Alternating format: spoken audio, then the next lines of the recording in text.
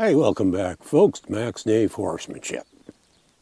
And yeah, I don't have horses standing right behind me because, well, they're just over there, and I'd have to slog through a bunch of mud and everything else carrying my camera equipment, and well, it just isn't real practical.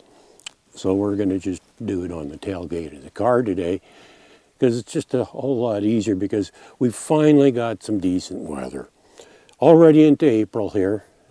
Weekend actually, I think, and we finally got some decent weather. It's finally spring, and well, unfortunately, the downside of spring is it gets kind of messy, and well, having the horses in the background probably wouldn't even be all that great anyhow because they're a mess right now, and I'm not going to spend hours and hours brushing them, trying to make them look good just for you, for the camera, for one video, because that's not what's important. What is important is what I'm going to talk about. Now, a while back, I did a video where I talked about why I don't lunge, and I talked about several of the common reasons that people do lunge and the flaws in those reasons.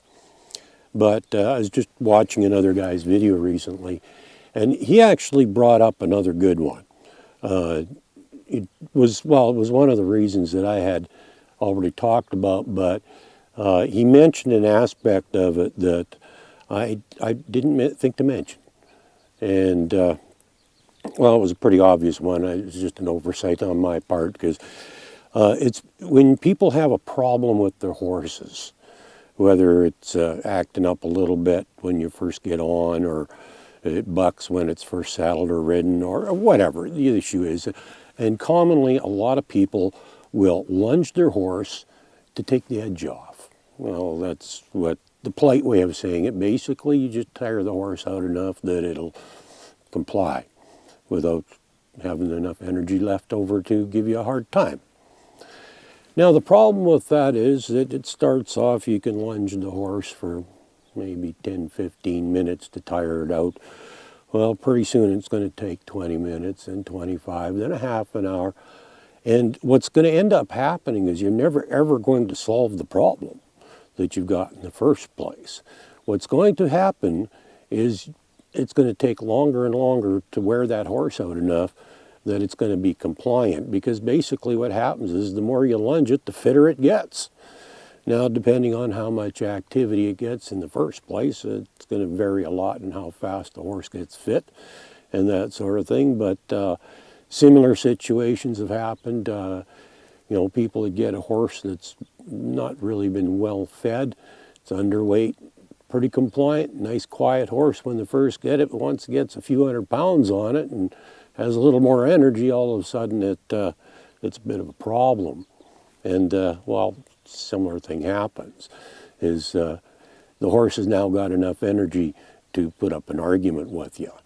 And that's not what you want. You want to solve the problem that's causing the problem or the symptom, depends how you look at it, in the first place. You don't want to just wear the horse out, because that accomplishes absolutely nothing.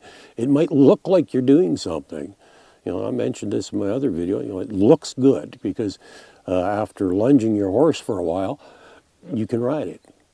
But it doesn't actually solve the underlying problem that's causing the misbehaving in the first place. So one more reason not to lunge your horse, if you're doing it for the purpose of taking the edge off of it or wearing it down a bit or whatever you want to call it, all that's going to happen is that horse is going to get more and more fit over time, and in time you're going to have to lunge it longer and longer.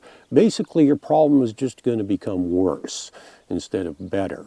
You're never ever going to solve the underlying problem. So rather than just lunging your horse around until you tire it out, you know, I've said, you know, I don't like lunging. If I make a horse go around and around, it's because I'm specifically looking for issues with the gait or movement. There's something wrong physically with the horse I'm trying to spot. And, you know, there's always an educational element too. If that's not what I'm doing, if I make a horse go around more than once, it's because I'm actually trying to teach it something, and it's not very often it goes around more than once or twice before I stop, speed up, slow down, change direction, whatever. There's always an educational element there. We don't just run the horse around until it gets tired, because that accomplishes absolutely nothing. So if you know anybody that's doing that, or if you're inclined to do that yourself, well, be forewarned. It's not going to make your problem go away. It's going to make the problem worse in the long run.